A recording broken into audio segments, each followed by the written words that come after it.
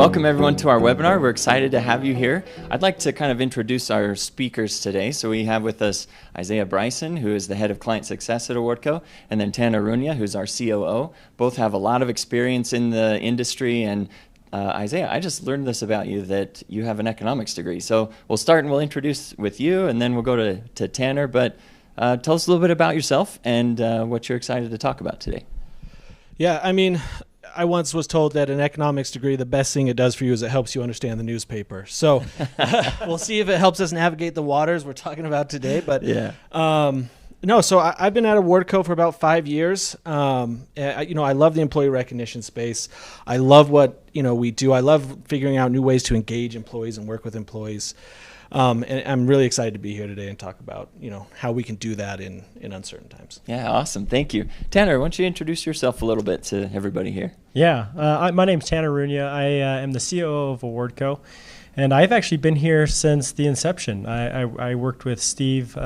We essentially started back in the basement office together, and that was back in 2015, 2016. So it's been really fun, really exciting, and a lot has changed over employee recognition, the environment, the macro economy, et cetera, over the past, I would say, 8 to 10 years.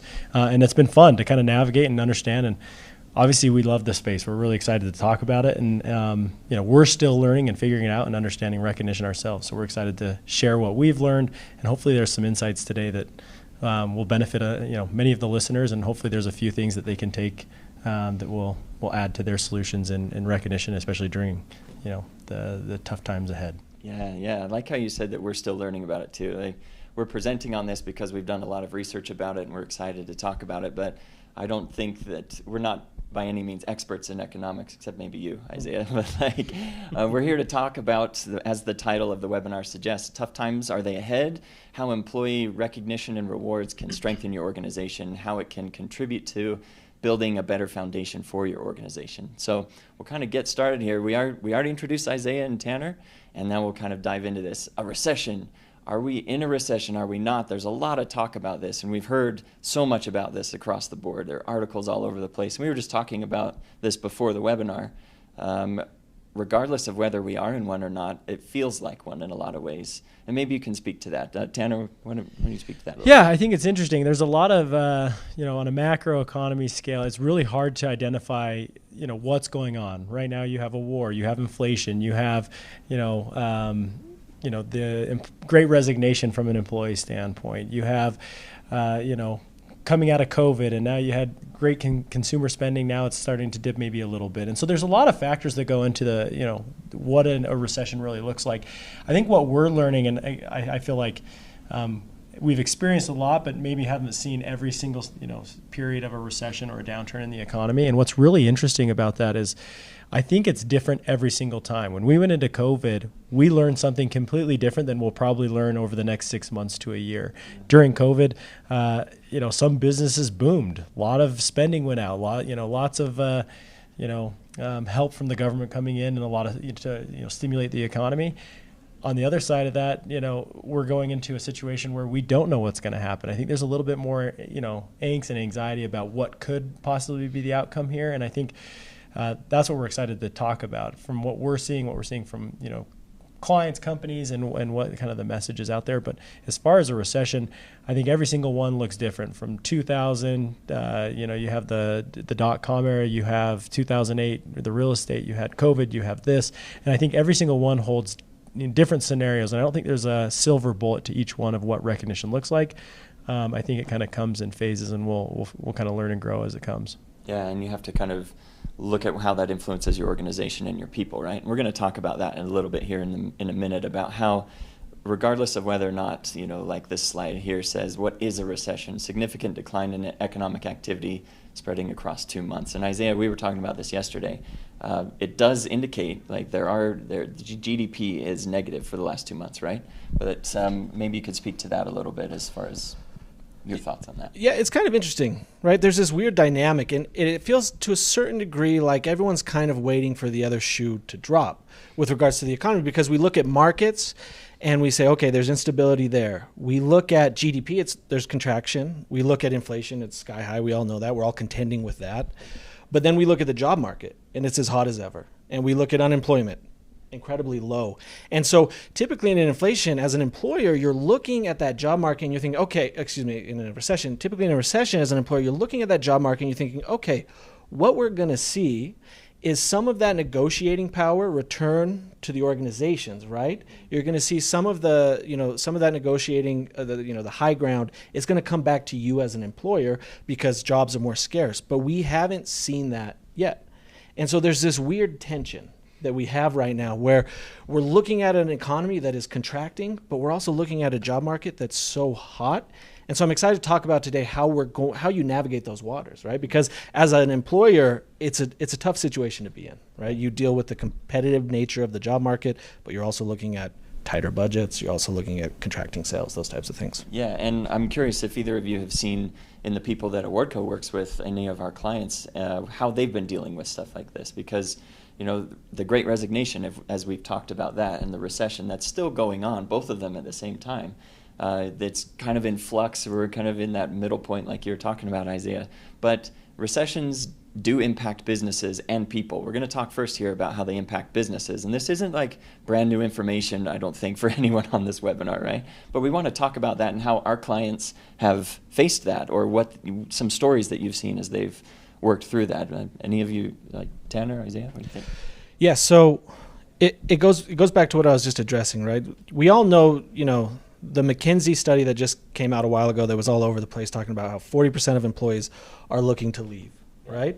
And yet you have all these organizations with contracting budgets. So it's gone to a point where you're having to play offense and defense, right? Where you're dealing with this hot labor market, and yet still, PwC, they surveyed executives from like 700 organizations. And what they found was that 52% of those organizations had instituted hiring freezes, while just under 50% were anticipating decreases in headcount. And so I think that when you're an organization, you're looking at, okay, the situation I'm in is I either have to be competitive in the job space, right? Maybe that's my primary concern, or maybe my primary concern is economic downturn and recession. Regardless of which scenario you feel you are a part of, the way you approach it, at least with our clients, has been largely the same. We have one client in healthcare, right, where they just laid off 1,000 people. And yet when they look at how they're addressing employee recognition and employee engagement, they're actually doubling down on their efforts, right? The amount they're budgeting for those programs has gone up, because in either scenario, whether you're looking at a hot labor market, and maybe that's relative to your industry, or if you're looking at tighter budgets, you need to be engaging employees. One, you need to engage those that have options. You need to distinguish your organization as a place to be. And on the other hand, you need to provide what Tanner alluded to, a sense of security and belonging to those employees who are looking at an economy that's in flux. And with that comes a certain degree of anxiety. So I guess what I'm getting at is there's an element of defense that you're probably playing, and there's also an element of offense that we see our clients working at. Yeah, and that makes me think of another question is if you are unfortunately having to lay off employees or restructure or whatever that is, how can recognition play into strengthening your existing employee base? Because layoffs create a ton of anxiety in the remaining employees, right? How does recognition play into that? How does it help solidify that? I'll take a stab at this one. I think what's really interesting, what's happening, and we've touched on this a lot, but you have a pendulum that swung during COVID where the job market was so hot. And to get really good talent, it was expensive, and trying to retain that talent. And I think that's been the big focus of how do we create an environment and a culture where people want to stay here. And also on the flip side, there's organizations out there that are going to be impacted more so than others about what happens to their business, and are they having to contract? Are they having to have reduction in force, or what does that look like for them? And I think that's where this is an interesting time. It's different than most. Like I don't know of a scenario in the economy where it was like to get an employee or to get a job was easier than ever, and to try to hire someone was harder than ever, and trying to compete for great talent, to all of a sudden, hey, budgets are being constricted, where we don't have as many funds. And I think what we're getting at here is, how does recognition become a solution in that scenario? And so one of the things that we have actually done, and we're still learning what organizations are doing. But what we started to do at Awardco is we started to take a stance of, okay, how does the employee feel? Oftentimes we look at it as an organization and say, okay, what's good for the organization? Well, obviously you have to do that as a business. You have to make, business decisions. But as you start to get down to the actual employee, I read an article and it talked about how 80% of employees in a recession are worried about being let go. And I think that's 80%. And that, wow. Regardless if that's merited by their job or their value or whatever, 80% of employees are nervous about having layoffs within their organization in a recession. And in reading that, what was interesting is it talked a lot about what employees are asking to how to stay on, how to be the person that stays on if there is a reduction in force or if there are layoffs within the organization. And what was really interesting is a lot of that really boiled down to was, hey, employees want to be recognized when they're doing a good job. They want to be noticed. They want to stand out. They want to show that the value that they're bringing to the organization. And that's really what they're getting after right now is employees want to show, hey, I am valuable within the organization. I am contributing to, and I am productive within the workplace. And I think one maybe misconception about a recession is business does not stop. Like right. The world keeps going around. Yes, it is slowing. Yes, it has taken a little bit of a hit. And as Isaiah has talked about, it constricts a little bit. But we know that you'll come out the other side and it will start to grow again. And so companies are, like Isaiah said, they are playing offense and defense. They have to keep production. They have to be efficient. They have to get more efficient in a time of a recession. Yeah. But I think that's where recognition comes in. You start to get more productivity. And obviously we'll talk about, I know you have slides on a lot of the case studies and the ROI of recognition. But I think you get a little bit more now in a recession that employees are, hey, I'm focused on my job. I'm focused on retaining my job. I want to make sure I stay with the organization. I like the organization. And recognition goes a really long way. And from our standpoint, what we see is, yes, monetary recognition is really cool. We love monetary recognition. I think now more than ever, one cool thing that we've seen in Awardco is because of consumer spending starting to decrease a little bit, we see people really engaged after micro recognitions. They really are, from a behavioral change, they really want to get after, hey, I want to do X, Y, Z on a micro level to earn an additional amount of points. Yeah. But even more so, they like getting recognized in public settings and want to have that public recognition. Well, it's like what you were just talking about, right? 80% of employees are feeling that anxiety. They just want to know that they're valued. Yes. Right? Yeah, exactly. I remember feeling that in COVID when we all went remote, and I was wondering if my contributions were effective, because we're at home all the time, and you just don't have that interaction. You don't have that kind of face-to-face appreciation that often happens just in a regular work setting. But recognition can really boost a mood. Like, it's incredible. And as we move forward here, what can we do about all of these anxieties? You can protect your people. As you see here, protecting your people means doing everything you can to make sure they feel supported and secure. So that includes benefits, that includes good leadership, that includes leadership training, making sure that your managers are aware of what they can do to help their employees. Flexible work schedules, if you can do that in your industry. Understanding your employee needs. Tanner, just what you were talking about, right? Yeah, but we want to focus, oftentimes we focus on the business aspect of things, but it's about the people. If you can focus on the people, your business will turn out a little bit better. So recession's impact on employees, like we talked about here. Employees become secondary to business outcomes a lot of the time, especially when budget cuts are happening. Sometimes that can be a really stressful time for everyone involved. Leadership, I'm pretty sure, doesn't want to cut people, but it has to happen sometimes. So how can you alleviate that stress and anxiety? We've talked about the benefits of recognition in that space. So now we want to kind of talk about the emotional ROI that recognition can provide. We've touched on that a little bit, kind of that sense of belonging, that sense of I'm doing okay, I'm feeling valued. What are some of the other things that you both think that recognition provides in terms of an emotional ROI that can help stabilize those anxieties? So it's a unique format for assuring people that they have value, right? When I look, even here, we're in the tech space, and in the tech space, we've been hit particularly hard as of late with the economic climate. And you've seen layoffs. Luckily here at Awardco, that hasn't been the case. But among our employee demographic, I've had to field questions regarding, as a leader myself, regarding, hey, how are we looking? What's the stability like? Where do I stand within the organization? Is my value perceived? And recognition gives you a unique instance where you can not only recognize the value they're bringing, but attach a tangible moment to that, right? And so when you look at employee ROI, it's interesting. Even if you're an organization that's looking at layoffs, if you're one of those, 50% of organizations out there that it might be in the future, you're still going to have a core group of employees on whom a greater burden has been placed, right? There's more expectation on that core group to get you through what may be a challenging time economically. And so how do you engage those people and make sure that they're getting the ROI, the emotional ROI, and recognition's, it's an awesome tool for that, right? Is that you create these meaningful moments to provide not only incentive, but assurances as to their performance. And it's a tangible moment that can be looked back on and that can be felt in more ways than just a parting comment or a good performance review. Yeah.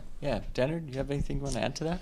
Yeah, no, I think at Awardco, one of the things that we really enjoy is everything is about culture, right? And we want people to feel invested in our values, our mission, our vision. And I think in a time like this, I think this is where you get a lot of benefit from emphasizing those values, those core values, that vision, that mission of the company.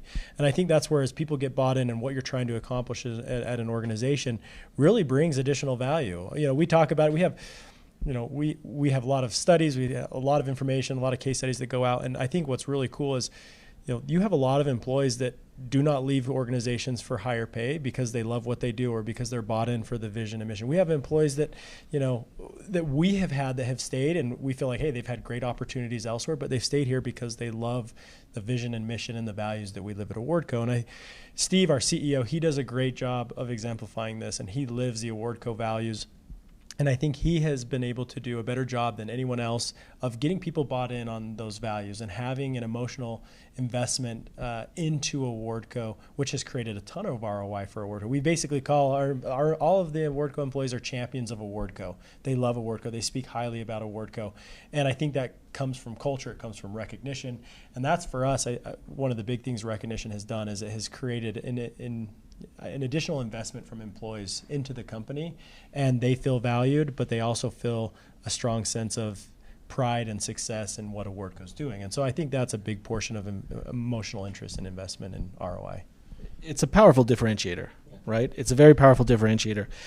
In that same PwC study, those same executives who said, hey, we may be laying off, we're doing hiring freezes, they're raising salaries. And they're also extending benefits.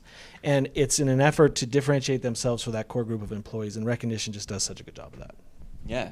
I think that Awardco is unique in that we've been able to kind of build that culture that in my own professional life, I haven't seen that in other places that I've worked. How can other organizations do that? How can they use recognition to build that culture? Because one-off recognitions, right, or where you're just appreciating someone saying, great, thanks, that was amazing, that can build that individual. How do you build that in an organization-wide? For all the HR leaders that are watching this, what are some ideas, or how have other people done it that can really build that out for them? What do you think about that? So one critical piece, and something that you can't overstate the impact of it, is bringing it into a public space, right? When you look at what the Awardco software does, or what recognition in general, what makes it successful, is you have to embed it in the culture. And so the way you do that is you make it a more prominent piece of your communications, your employee meetings, whatever it is. So here at Awardco, we start every meeting with a recognition, whether it's in the CS department or it's our company-wide meeting. Every meeting starts with a recognition. And it imbues you with a culture of recognition that creates, that sense of belonging. It creates that sense of appreciation, and it starts, it's like a snowball rolling down the mountain. Is that as soon as that becomes a part of the culture, it just grows and grows and grows. One thing that we did here at Awardco is once we integrated recognition with our communications channel, right? So we created a channel within our Slack ecosystem explicitly for recognition, so that all recognitions went there. We saw our recognitions go up by 300%, right? And it really helped us get recognition to take hold within the culture. And so that's one critical piece I'd highlight is you have to bring it to the forefront and make it a part of who you are and what you do. Is we show appreciation, we recognize, whether it's monetary or social, bringing it and imbuing your culture with recognition. Yeah, and I really like that because making it a part of the everyday workflow, right? And Tanner, you also mentioned that we've tied, or that you can tie recognition to the company values.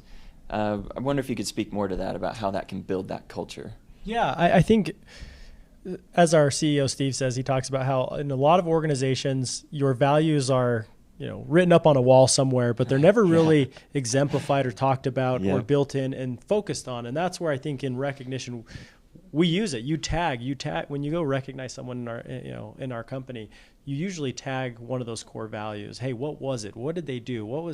And it brings to life a lot of those core values, which I really like. And I think that's been instrumental in helping, our vision, mission that we've talked about. Something also really interesting, Isaiah was kind of getting into some of the tactical things of how you build recognition within an organization. How do you actually implement great recognition programs to create a better culture within the organization?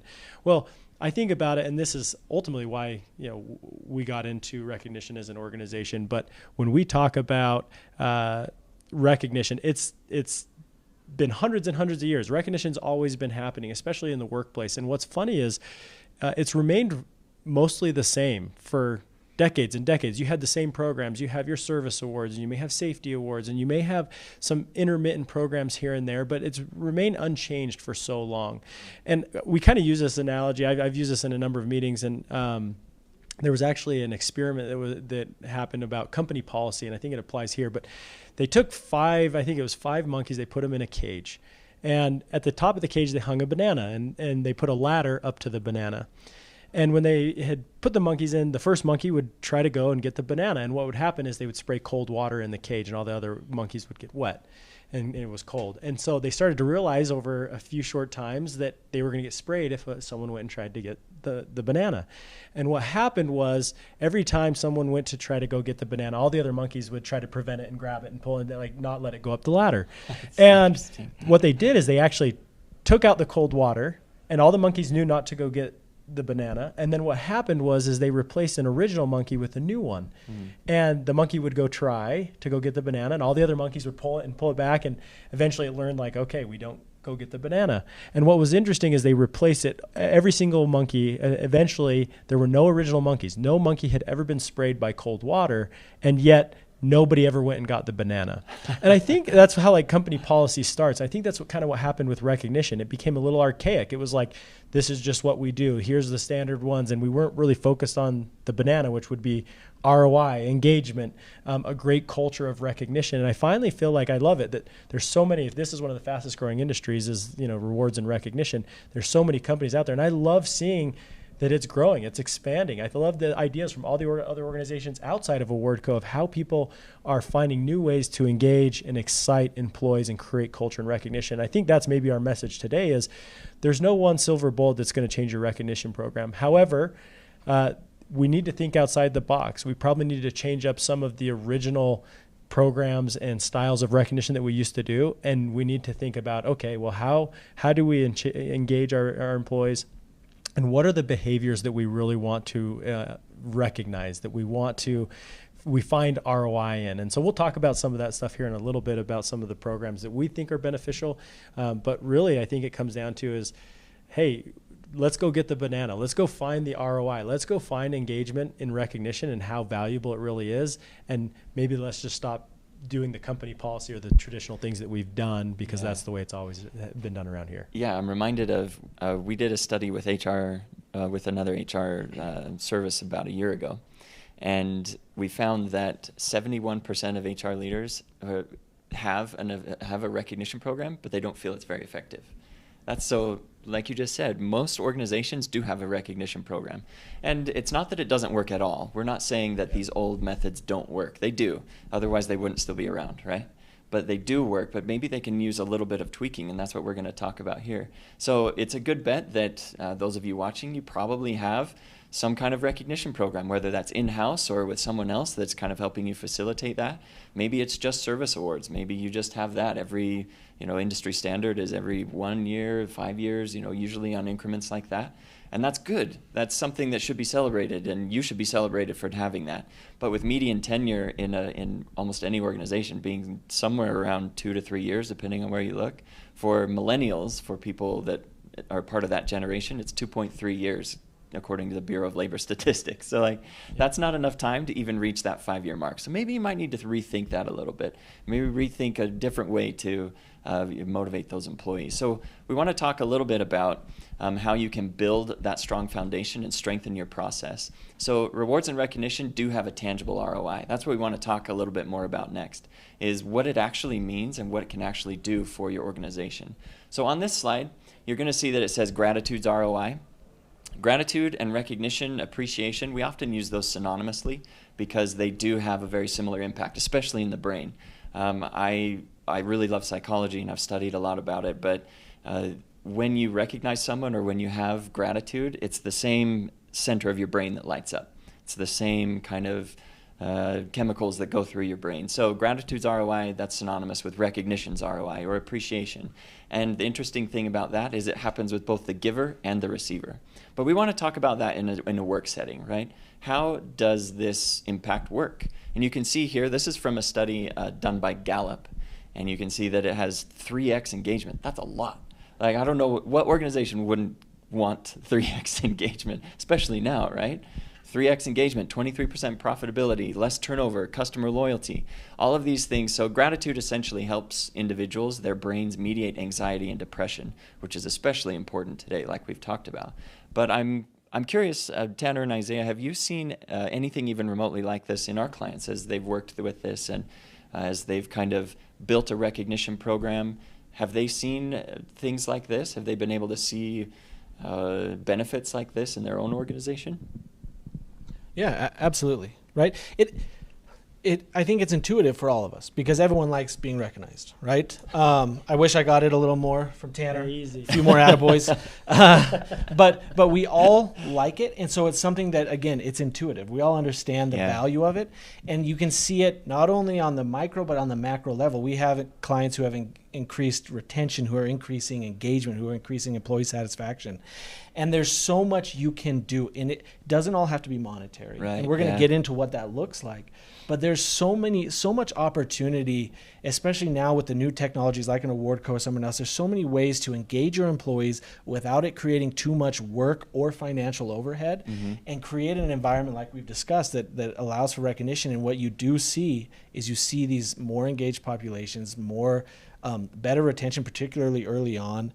And it's an incredibly powerful tool. Yeah, as leaders in an organization, we hear this question a lot as I'm talking with customers and things like that. How do you get leadership buy-in to do something like this? Because if it gives this kind of a benefit, why wouldn't leadership want to do that? How can you get the high-level leadership that you need? Because I think many people on this call, you may be nodding your heads like, yeah, totally, recognition, it's amazing. We agree. How do we get leadership to do it? We've encountered that a lot, and I'm curious what your thoughts are about that. Like, how can you get leadership who isn't maybe as involved in the employee side of things, but they are involved in the business decisions? How can you help them see the potential of this to invest in their people? Maybe not monetarily, maybe it's just an investment of time. We're not necessarily advocating a lot of money or budget set aside for this. How do you get leadership buy-in? Tanner? Yeah, that's a great question. I think there's a couple things. I think first and foremost, there's a change in the environment, right? I worked at Qualtrics, which was a survey technology that gathered information. And what was really interesting is when they first started, it was all about customer feedback. And then they gravitated towards employee feedback. And over the past 10 years, you've seen a shift in the focus of what leadership within organizations are focused on. And that is human capital. right? Your employees, your employees, your workforce are by far the most valuable piece within the organization. Yeah. What's that phrase where it's like your employees are your first customers? Yes. Yeah. And I think that's where organizations and a lot of business leaders are now starting to understand, okay, we actually do have retention problems. The cost of attrition is astronomical. A lot of the data is coming out and they're starting to be able to understand, okay, it is very important for us to make sure that we are taking care of our employees, we're attracting good talent, we're keeping the right talent. And I think it's getting easier and easier. Obviously, I've been in HR my whole life, worked around the HR tech space, and 12 years ago, I don't think HR had as much sway or importance in the hierarchy of things. And now HR definitely has one of the stronger legs to stand on when they have use cases and they talk about employees. And so I think naturally we're starting to see that. I do think that there is an element of, hey, when we go to talk about how do we put a focus on engagement or recognition or buy-in from a leadership team, I do think that there's an element of doing your homework, doing your research, understanding these metrics, understanding the value of what recognition can bring to an organization. If I wasn't in the space and someone came to me and said, hey, we could get 3x productivity and the market's going down and we're not able to go higher like we need to, but we need to still perform, well, I would definitely go take a look here. And so I think there's more awareness being spread about, okay, what is the impacts of recognition, productivity, engagement, and what a culture really brings to an organization. So naturally, I would hope that, and we're starting to see this with a lot of people we work with, that more and more buy-in is coming from leadership. And I think a lot of times it's now even being pushed by leadership of figuring out how do we do this correctly. But getting buy-in, I think I'll let Isaiah touch on this. Getting buy-in from top leadership is important, but they need to be the ones that push it downstream from, leadership to managers, supervisors, managers, and frontline employees. It has to come from the leadership team. If it doesn't, we don't see a lot of success or adoption within the organization. From a tactical level, right? So we work with a lot of organizations. For some for whom we're building on existing recognition programs, and for some we're instituting an entirely new process. And Tanner's absolutely right, is that you have to have leaders invested. But one of the things that we've noticed is, first of all, recognition flows down, right? Is that the further up you go in a hierarchy, the less likely you are to be recognized. And so one thing you have to do as an organization is you have to engage managers. Frontline managers are going to make or break recognition as part of your culture. And it has to flow down from the top. You have to recognize those managers. You have to make sure that they can see the value that's being driven. You can talk to them about engagement. You can talk to your managers about a lot of what we've discussed here, the hard numbers.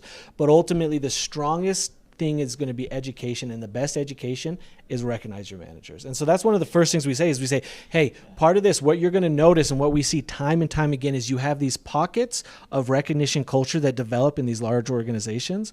And it's because you have managers who are bought in, you have department heads, VPs who are bought in, and you have those who are more disengaged. And you'll see these pockets of recognition, and sometimes you'll even see jealousies arise. You'll have employees saying, my colleague X from across the way, he's getting recognized, he's getting all this cool stuff, he's being shown his appreciation, why is that not happening to me? And so educating your managers, not only on the hard, facts of this, but also giving them the experience, it's critical. It's critical, and getting it from top down. Yeah, saw that. We just did an interview with one of our customers who has 3 different locations. They're a parent company of 3 subsidiaries, and they launched a recognition program throughout all 3. And the way they were able to get buy-in is because they had their leadership doing it, and their executives are actually the ones recognizing the most. And that's because they see the value in it, and now everyone's recognizing, and they're just kind of appreciation, building that culture. It has to come top down. I really, really like that. Thanks for sharing that. So just a few other stats for you here on the webinar. Employee recognition reimagined. This is from that same Gallup study where they talked about the benefits of recognition. Again, 3x engagement, profitability, turnover, reduction in absenteeism, reduction in patient safety incidents, interestingly. We were going to kind of talk about that because there's a book called The Happiness Advantage that we read as a marketing department recently, and it talks about how small happiness is the powerful antidote to big stress. So there is an example of a doctor where they had a study where they had a whole bunch of ER physicians. And ER physicians, it's a really high-stress job. It's a really high-stakes job. People's lives are at stake. And their job is to diagnose accurately and quickly. so that they can get people the care they need immediately. So they measure diagnose rates and things like that. But they did a study where they gave doctors a lollipop before they went in to diagnose somebody. It was just a lollipop, the same kind you used to get at a bank or something, right, as a kid. And the doctors didn't even eat it. They just said, hey, great, thanks. And then they went in. And because they were given this lollipop, they were 19% better and faster and more accurate at giving these diagnoses. And that's a pretty big jump. Like, even 1% would be amazing. Like, financially, a 1% return on investment is huge. But if you can get a 19% boost in something, small happiness, you know. Imagine if you gave them a milkshake. Yeah, right? I know, right? A milkshake, maybe that'd be like 40% boost or something. You should have given us lollipops before this. I know, yeah, I should have. We should have like, all got lollipops before this. But the point is just that small happiness is big results, and that's what recognition is. If it's within your workflow, or if it's just a verbal recognition, hey, great job on that project, and it has to be timely, it has to be sincere. And a lot of leaders worry about, well, I just don't know what to say, you know? What would you say to a leader who, if you're trying to get that leadership buy-in, what would you say to a manager who's like, I don't know what to say. I feel weird talking to my employees about things like that. What would you say to that? Yeah, it's funny. I think everyone has a different comfort level when it comes to recognition. So we have abilities, in a sense, to create different pathways of recognition where you can either recognize in a public setting, you can make it private, you can do it over Slack, as Isaiah said. Yeah. The goal is to make it as easy as possible. And I think Isaiah alluded to this. Recognition oftentimes has been too difficult. It feels too daunting. It feels like too much of a task. But if it's in your day-to-day workflow, and Isaiah does a great job, it's easy to go into, we're Awardco, we have a Slack channel, to go Slack and say, hey, Isaiah, thank you so much. And I can make it public or private right there. If I have a budget, I can give a monetary value. But it makes it really easy. I think for us, I think the antidote or the solution to that is, hey, we've made it simple, so don't overcomplicate it. Just recognize. People want to feel good. When you get recognized, you feel great. Yeah. And other people want to have that in return. And we talked about that. The importance, I think that's where buy-in from the leadership, helping them understand the value of recognition, talking about the impacts it has, and that they'll get more productivity from their teams. Yeah. I think when you understand the reasoning why we're doing this, you're more, I would say, motivated and engaged to do it yourself. Yeah. Just say something, right? Yeah, exactly. If a manager says, what should I say? Just say something. Just start somewhere. People they look at recognition, they think, man, this has to be flowery, it has to be professional, it has to be all these things. That's not what employees are looking for, right? Like we touched on this. They're looking for that emotional ROI, and they're looking for affirmation. Yep. And it's generationally becoming more and more pivotal, right? Yeah. We look at millennials, that's a higher expectation. You look at Gen Z, it's even higher. And so you're seeing these people who they don't care how you say it. They just want affirmation that they're on the right path and that they're making a difference and that value is perceived. That reminds me of an example. When I first started here at Awardco, new job, you're kind of anxious about things. Am I contributing? My manager, Sam, one day as he was leaving, he was just like, hey, great job today. That's all he said. And that was 3 years ago, and I still remember that. That's all he said was just, hey, great job today. And like that meant so much to me. And just like you said, Isaiah, you just got to do it. And Tanner, you mentioned like recognizing in the flow of work, and we've talked a lot about that. What about organizations that don't communicate via Slack or Microsoft Teams or something like that? How can we help organizations, or how can organizations like that develop recognition in their flow of work if it's not online? What do you think about that? I think one we'll probably allude to, and Isaiah will touch on and probably focus on more, is we work with all types of organizations. And so again, I think this has been a learning experience for us over the past decade of how do you reach employees that are not in a situation where they have access to technology, or it's not as easy as, hey, I can send a message via Slack or email or whatever that looks like.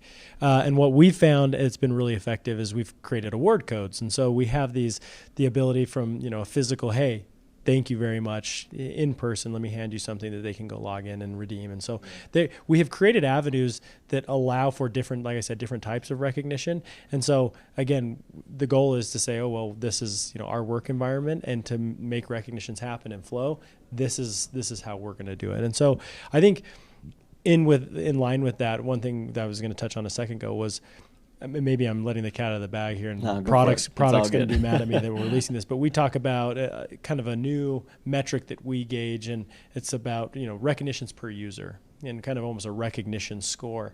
And organizations, we're kind of looking at this and seeing on the data, okay, well, what's a culture like within an organization, and how much recognition is actually happening in the organization, and kind of give them that score. Yeah. And what we're finding is organizations that have higher recognition often outperform other organizations greatly. And there's a lot of studies out there that, the happiness factor, they talk about. It's the lollipop, right? Exactly.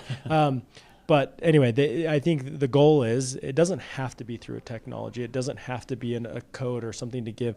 I think the whole purpose of, even if you didn't have a program or a technology, if it was driven from top down and you knew the value of recognition and the managers and the leadership was pushing it, the goal is that it's happening often. And that's where I think our big focus and where we're starting to gravitate towards is, hey, how do we get more recognitions happening around the organization? That's really what drives culture. And so, again, in a technology, not in a technology, we obviously try to provide avenues for that to happen, but there's nothing that beats a manager just walking up to someone and, just like you experienced from your managers, hey, great job, thank you so much for today. Nothing beats that. Yeah. So, yeah. Just from a tactical perspective, right? How do you, this question that you just posed is one I get constantly, right? We work with a lot of people who are in hospitality, services, manufacturing. Yeah. And you have people who don't sit in front of a computer. And so how do you engage those people? Now, when we're having these conversations, it's colored by the fact that we're talking about a technology, right? The Awardco technology. And so I always say, not everyone may sit at a computer and may not have one on the job, but everyone has a manager, everyone has a phone number, and everyone has an email account, right? Like, these are three pretty synonymous things. And so we know that those are channels we can leverage. So if you're at an organization and you're looking at your employee base saying, how do I engage them? We're not engaged in technology as much. One of the best ways is leverage your managers, leverage your meetings, right? And again, it goes back to what we said regarding you have to have buy-in from those stakeholders, those managers. Yeah, absolutely. I love that. Thank you. So as we continue on here, we're just going to dive into the little bit more of, like you mentioned, Isaiah, the tactical, the how. How do you help people do this? How do you help organizations do this? How do we implement all these amazing changes? It's about rewards and recognition. We've been playing the same fiddle for the last 45 minutes, but we want to talk about how you can actually do that, and the framework of how you can think about that. So as we've spoken about before, and how you touched on, Tanner, drive your values with recognition. It's value driven.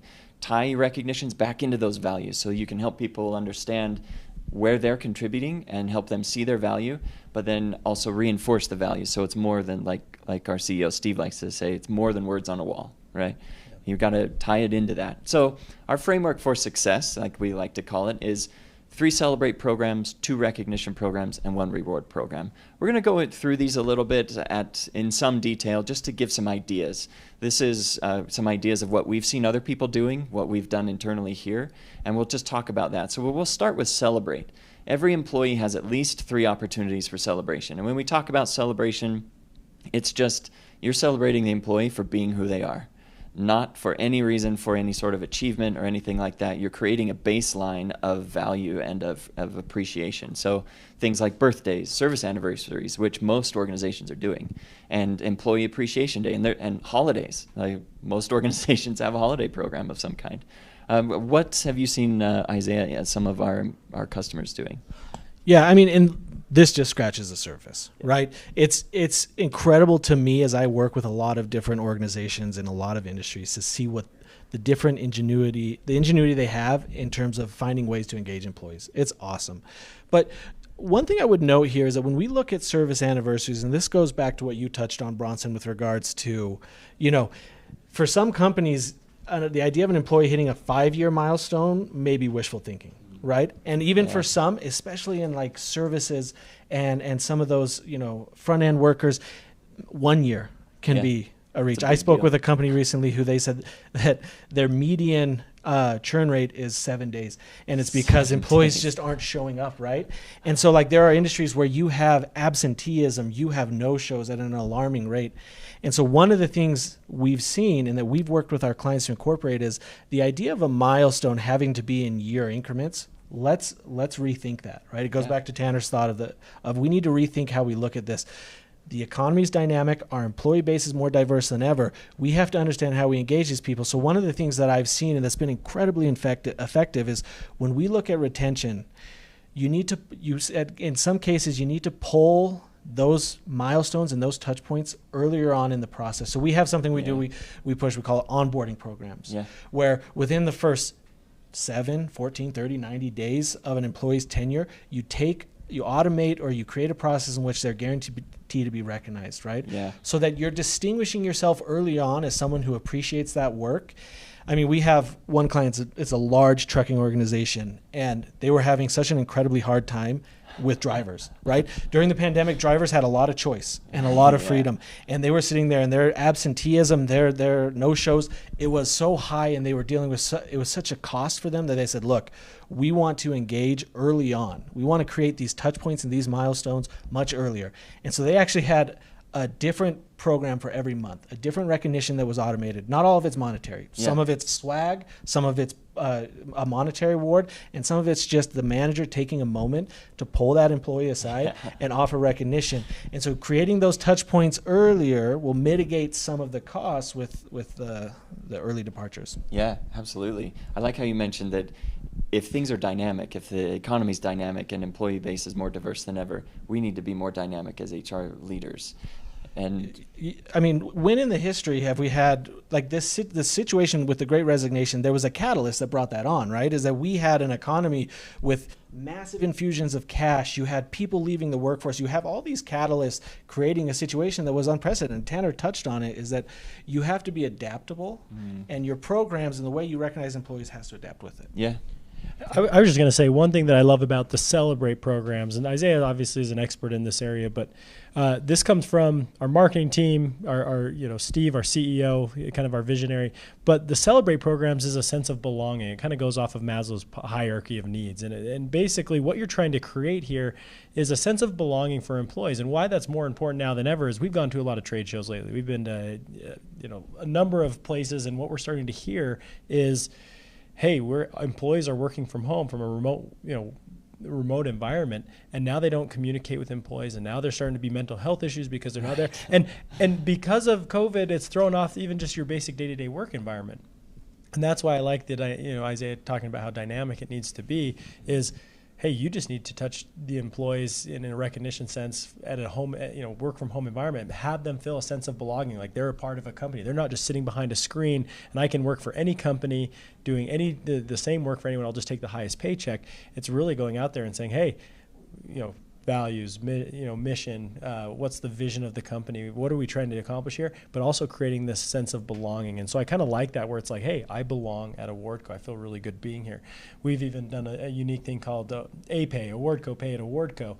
And I think what's fun about that is it's kind of a sense of belonging. It's, hey, you've been here, you're a part of the organization, and every month you get a monetary value. And so, it's fun, it's exciting. We were talking about yesterday, even though it's not a large amount, it's fun. It's exciting. Every month I'm like, oh, I get this. I can go get a gift card and go out to eat, go take my family out to eat, whatever that might look like. But there's a sense of belonging being at the organization, and that's where I love, hey, you're first celebrate who they are, celebrate that they're an employee at the organization, and that's how you differentiate yourself as an organization, is caring about the employee even early on in the life cycle of an employee. Well, and speaking specifically to reward compensation, apologies, we jumped the gun on you. No, that's perfect. Tanner and I aren't known for our great. patience. So, one of the cool things and the reasons this is gaining traction is we have all these traditional modes of compensation. One is just, a paycheck. The other is, we have a lot of companies who are doing service awards. Well, if you're an employee and you're like, I got to wait every year or every 5 years for some sort of award, why not break that award into a more regular and meaningful, impactful touch point, right? And so those are kind of the two avenues we're taking. We're saying, hey, let's include either part of their basic compensation as recognition, right? Differentiate it from just the paycheck they're getting and attach it to something meaningful. Create an experience, right? Create an experience. Yeah. Or let's take service awards and let's get them going more often. Let's make it a monthly reoccurring event that, hey, we're happy you're here. Here's, in Awardco we call it A-Pay, but here's your recognition compensation. Go and attach this to something meaningful, not just, a paycheck, but attach it to something that'll, create a bond or create a link between you and your organization.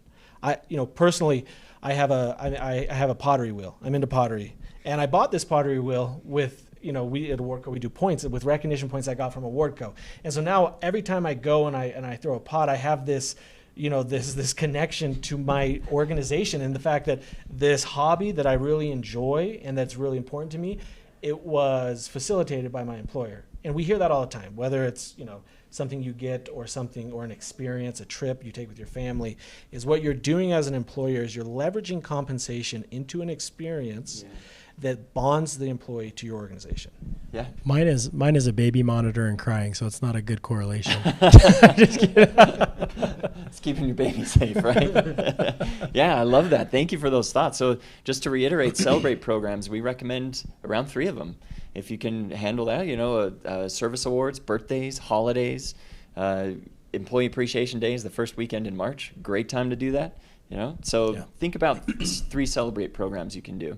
And we know that we're running up on time here, so we want to kind of continue here a little bit faster. So 3 Celebrate programs, 2 Recognize programs. And when we talk about Recognize programs or recognition programs, there's a number of different ways you can do that. I mean, that's spot recognition, that's manager to peer, that's anything that isn't a traditional 1 year or just a Celebrate kind of thing. So one thing that Awardco does that we help other clients do is earn programs. You can help people participate in their own recognition.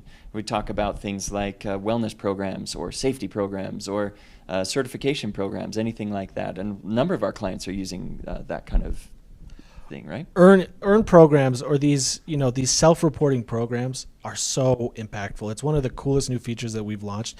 It helps in change management. A lot of people on this webinar, they're here for certifications, right? And it helps incentivize those things that you need employees to do as a regular part of their work, incentivize them and reward them for taking the initiative and getting it done. It can be an incredibly impactful tool for all sorts of things, certifications, continuing education. We have clients who do it.